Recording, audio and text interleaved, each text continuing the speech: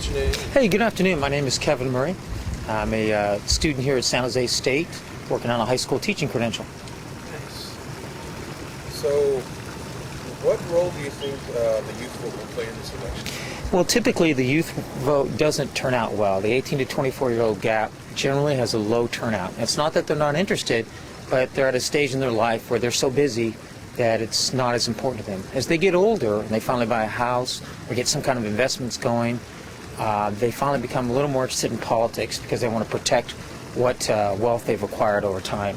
So generally, the high voter turnout, from what I've read and researched, starts to begin at about age 30 and peaks at about 65. And then, interestingly enough, the voter turnout goes down again from 65 until death and taxes. So, why do you think that the youth vote is such a big deal in this election? Well, obviously, the one candidate who's running, Obama, is one of the youngest guys we've ever seen in quite a while. So the youth is going to identify to this guy a lot more just by virtue of age. So for that sake, they're going to probably say, hey, I got to vote with somebody that's closer to my generation because he'll be better in a position to empathize with the issues that are of concern to me. Yes. And so there's another issue about voter fraud and voter suppression. And so suppressing parts of the population so that they don't come out to vote. Do you think that's going to be prevalent in this election? Well, in voter fraud, one of the challenges we need to standardize nationally how people vote. Unfortunately, right now, unless we can change the Constitution, the current Constitution allows, excuse me, the individual states to decide how to implement the voting system. And that even includes the individual counties. And that's why we get stuck with different ballot systems, butterfly ballots. What I would do is one standard ballot. The polls must close and open at the same time nationally. So the West Coast isn't disadvantaged because of a 3-hour gap. And then we keep being told, oh, the decision's already been made. And so that would be some structural things I would do to enhance voter turnout. Also, I would allow voting, if we can make sure it's secure, more online. Again, that would increase. But Americans, they love voting as long as it's convenient. Convenient, they don't have to wait in line, you know. The other thing, too, I would consider is vote on a Wednesday. It should be a national holiday. Notice they said Wednesday, because if you pick Monday or Friday, half the people won't show up. They'll make it a 3-day weekend. And in addition, don't disclose the results for 24 hours. Let the time. And those that want to vote by mail, that's great, but they got to meet a certain deadline ahead of time so that they're done. And by the way, I now vote by mail. It's so much easier. That's the way to go. I don't miss waiting in line anymore. Now, in terms of voter fraud, I haven't heard of any specific group that is being targeted for keeping them out of the voting process. But maybe you're more learned on that. But I don't know of any specific age group, ethnic group, or geographical region that's suffering from somehow some either overt or covert systems to prevent them from voting.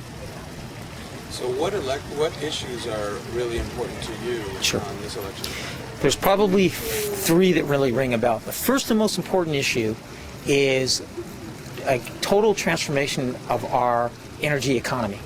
I wrote about this years ago in my master's thesis, now almost 15 years ago, but it was a no-brainer. Everybody saw it then, but nobody acted on it. We've got to shift our dependency away from foreign oil, foreign Arab oil, Latin American oil, African oil, U.S. oil. We've got to get into an economy that is environmentally benign. We should be mass-producing electric cars and using the private industry to get them bids, get us out of our dependency on oil. It's bad for the environment. It's bad for us supporting regimes that are anti-democratic, but we buy oil from them. And all of the monies that those oils generate, they don't go to the people in those countries. All they come back as investments. Of course, they're freaking on those investments now because we've had a crash in our loan system, if you will. So that would be number 1 priority, is shift the economy to an energy-independent economy for the United States. And that also includes energy efficiency for homes and appliances. It's huge, and it's going to produce a whole bunch of new jobs and make us so much more foreign policy independent, something we've lacked. The second key issue is continue to focus on education, make it much more affordable, make it much more transparent, make it much less barriers resistance, a lot more online programs if necessary, but programs where more of the population can get an education. Not just a college degree, but also trade skills. We can't ignore those too. Not everybody is geared towards getting a degree. That's okay. We want to help plumbers and electricians and other important service providers. Third key issue, in my humble opinion, is the amount of illegal employers. Not the illegal aliens, the illegal employers. I have no problem with people coming to this country. We are a nation of immigrants. There's no question about that. I support it. I embrace it. All I'm asking is that they come here legally. Now, currently, we don't have that. But it's not the illegal aliens who are the biggest benefactor or the people breaking the law. It's all of the illegal employers. If we would properly target them, where they face sanctions that include fines against them for every illegal employee, a new national ID card for people working, and the prospect of losing their business license, then we would see this huge inrush, not just from Latin America, but from all over the world, that is ignoring our laws, changing us demographically to a degree where they're not assimilating to the U.S. system. And that concerns me. Again, have no qualms with immigrants. I celebrate them. They often are work harder. They tend to be even more patriotic because they know what it's like not to have all our rights and privileges.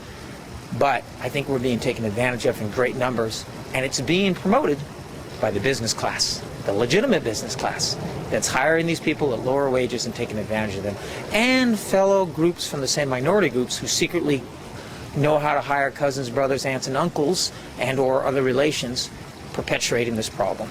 And that has all sorts of periphery issues that come from it.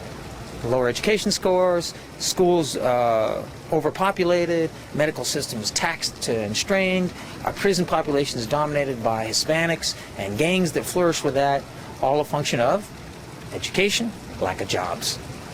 So 3 issues: summary, energy; number 2, shifting towards improving access to education; and number 3 is taking a much better look at our immigration policy. Being sympathetic, but also finally saying, support the existing laws. Maybe one solution is we need to increase the number of immigrants allowed into this country per year. I have to look at the numbers. Maybe it's as high as 1 million a year, and that's fine. No problem with that. But I really think that's an issue. It's kind of ironic. We're sitting here in the background of Cesar Chavez, obviously a hardworking guy, did a great deal for migrant farm workers. I know my own mother was a migrant farm worker at one stage, and so were my grandparents on my mom's side. While on my father's side, we'd been here since 1716 ancestrally. But those two cultures came together, they made it work. The irony is that Cesar Chavez knows that half of the people, maybe more, working in those farms, illegally employed. And we would argue, well, that's because the white guys won't do the work. Yes, they will, if the wages were there. Well, then the price of food goes up. Nobody wants to pay more for food. And I would say, well, you may not be paying for it in the grocery store, but you are going to pay for it in other ways. So you haven't properly calculated the cost of illegal employers who are taking advantage of a surplus population supply from our neighbors to the south. And by the way, our neighbors to the south, the elites who run Mexico and all Latin America, they're also one of the worst enemies of the people of Latin America. Corrupt, institutionally corrupt, generationally corrupt, forcing their own people to leave their culture, their language, their music for this foreign land only because their own leaders don't care about their own people. What's exciting you about this election, if it is? Yeah, well, clearly we don't have an election that's going to be what's called a actual fundamental shift. I think Obama's going to get in. That's great. I embrace Obama's alternative energy system. That's very exciting. I'm really tired of the Republican oil, gas, and coal triangle. That's pardon the pun, a dinosaur fuel. Get it? Oil. That's a dinosaur technology. We need to move away from it. So Obama's excited in that sense. I wish people would stop, but I guess they can't help it, jumping up and down, it's going to be the first black president. Well, he's half white and he's half black. I would say to people, stop looking at him ethnically and look at him as an American, a fellow American who's got some bright ideas, and that is exciting. Clearly, the Bush failed administration of 8 years has been a huge tax on our people, psychologically, financially, emotionally. The only reason we kept him, I would argue, is because we didn't want to shift out that presidency during a post-9/11 environment. If we had him in attack, I do not think he'd have been reelected. We were just sending a signal to the bad guys that we're not going to dump him midway through a crisis in our national security. But I think that's the key thing. Obama's going to get in, and that's great. It's going to be a nice, fresh change. We need it. I've been a registered Democrat all my life. Though as I get older, I become more and more of an independent. And I tend to vote the issue, not the party line. But I'm excited for Obama. Neither candidate, however, is doing a good job on immigration. Both favor amnesty. We did that in '88 with Reagan. I saw what the results were. All it did was encourage more people to come illegally. So, unfortunately, both the Republicans and the Democrats, I would argue the Democrats want the illegals for votes, and the Republicans want the illegals for labor, for the ownership class. So they're both working together.